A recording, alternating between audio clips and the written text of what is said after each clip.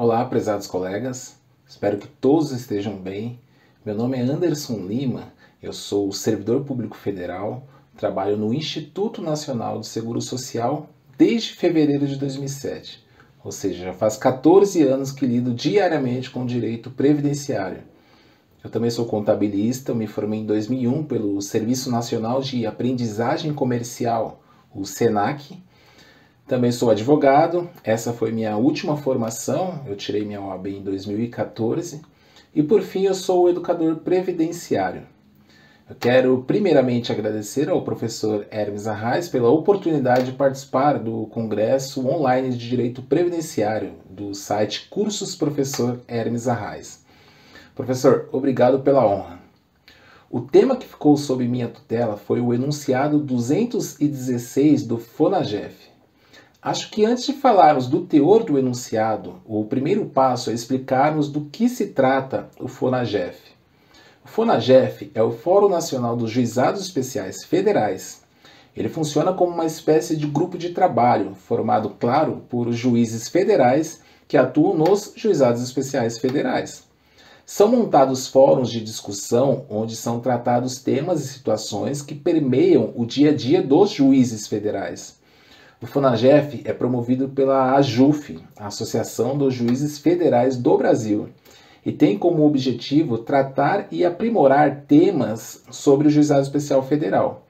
As conclusões dessas reuniões são submetidas a uma plenária final, encaminhadas ao CNJ, Conselho Nacional de Justiça, ao CJF, Conselho da Justiça Federal, e aos TRFs, Tribunais Regionais Federais, por meio dos famigerados enunciados. Então, um enunciado é a conclusão dos trabalhos desses grupos de discussão reduzido a termo, e podem servir como elementos doutrinários e pragmáticos de atuação nos juizados especiais federais. O intuito do FONAGEF é uniformizar o procedimento dos juizados especiais federais por todo o país. É bom deixar claro aqui que um enunciado não tem força de lei, ele funciona como uma espécie de entendimento doutrinário. Entretanto, por se tratar de uma conclusão de debates entre juízes que atuam naquela instância, seu peso acaba sendo maior do que o de uma doutrina. Bom, num desses encontros foi expedido o enunciado 216, que é: a utilização de EPI não elide o direito à especialidade do labor nos casos de exposição a agentes reconhecidamente cancerígenos, ainda que considerados eficazes no PPP. Então, a utilização de EPI não elide, ou seja, não afasta, não faz desaparecer por completo o direito à condição insalubre do trabalho nos casos de exposição a agentes reconhecidamente cancerígenos, ainda que conste no PPP que esse EPI foi eficaz, ou seja, que cumpriu o seu papel. Bom, o EPI, Equipamento de Proteção Individual, é o dispositivo de proteção utilizado pelo trabalhador que tem a função de diminuir ou acabar com os riscos à segurança ou à saúde das pessoas em seu ambiente de trabalho. Ele é utilizado somente quando não é possível diminuir ou eliminar os riscos de um ambiente através dos EPCs, que são os equipamentos de proteção coletiva. Pois bem, visto qual a função do EPI, vamos tratar sobre o período insalubre em si.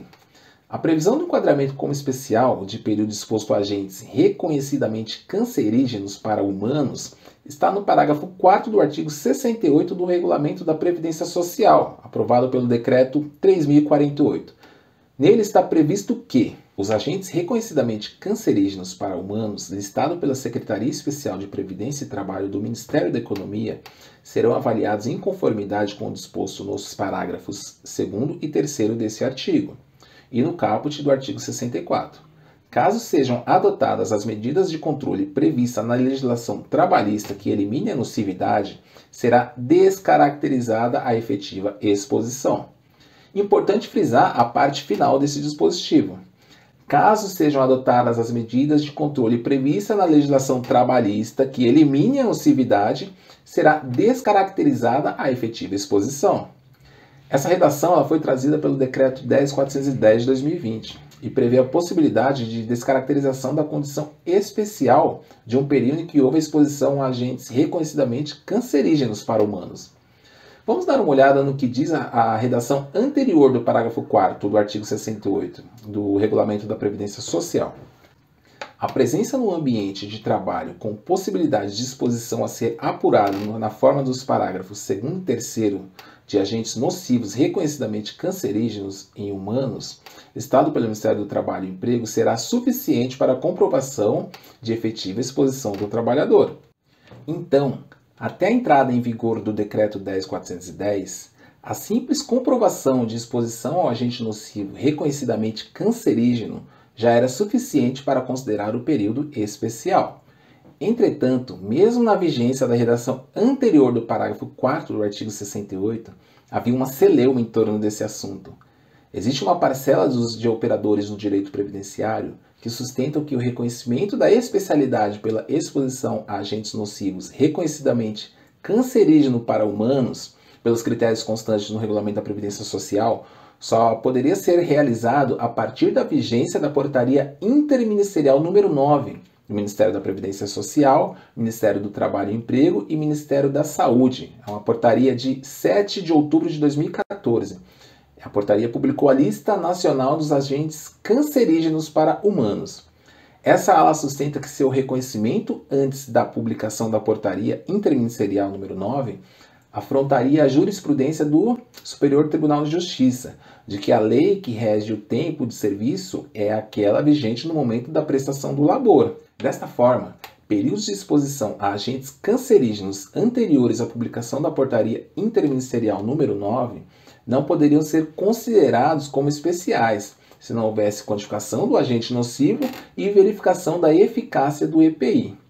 Por outro lado, aos que sustentam que a especialidade de período em que há exposição a agentes reconhecidamente cancerígenos a humanos, no critério da redação anterior do parágrafo 4º do artigo 68 do Decreto 3.048 de 99, é devida independentemente do período da exposição e da eficácia ou não do EPI utilizado.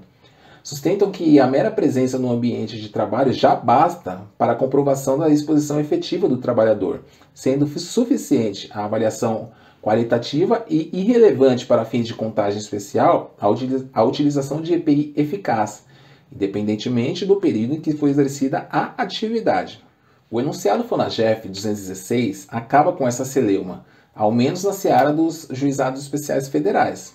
Vamos ver novamente o que diz o enunciado. A utilização de EPI não elide o direito à especialidade do labor nos casos de exposição a agentes reconhecidamente cancerígenos, ainda que considerados eficazes no PPP. Veja que o enunciado não faz alusão ao critério tempus regit actum, ou seja, não faz menção à necessidade de que o enquadramento como especial de períodos expostos a agentes reconhecidamente cancerígenos a humanos se dê somente em exposições ocorridas após a publicação da Portaria Interministerial número 9. Logo, independentemente de quando se deu o labor, se houve exposição aos agentes nocivos cancerígenos, deverá ser considerado como especial. Outro ponto do enunciado que vai de encontro ao que diz a redação do parágrafo 4º do artigo 68 do Regulamento da Previdência Social, com a redação trazida pelo Decreto 10.410 de 2020, é que mesmo nos casos em que a utilização do equipamento de proteção individual se mostrou eficaz, mesmo nesses casos cabe enquadramento como período especial. Lembra que a nova redação do parágrafo 4º previa a possibilidade de descaracterização da condição especial? Lembra disso? Vamos rever a nova redação. Os agentes reconhecidamente cancerígenos para humanos, listado pela Secretaria Especial de Previdência e Trabalho do Ministério da Economia, serão avaliados em conformidade com o disposto nos parágrafos 2º e 3º deste artigo e no caput do artigo 64. E caso sejam adotadas as medidas de controle previstas na legislação trabalhista que elimine a nocividade, será descaracterizada a efetiva exposição. Então, conforme o entendimento do FONAGEF, reduzido a termo no enunciado 216, independentemente do período em que ocorreu o labor, e mesmo que tenha havido a utilização de EPI e esse tenha sido eficaz, se ocorreu a exposição a agentes reconhecidamente cancerígenos para humanos, o período deverá ser considerado como especial e devidamente enquadrado. Esse entendimento é uma vitória para aqueles que desempenham seu laboro expostos diariamente a agentes que, com o tempo, degradam a saúde e diminuem sua capacidade para o trabalho. Bom, esse foi meu tema, enunciado 216 do FONAGEF. Se tiverem alguma dúvida ou sugestão, ou se quiserem entrar em contato comigo, eu vou deixar aqui as minhas redes sociais.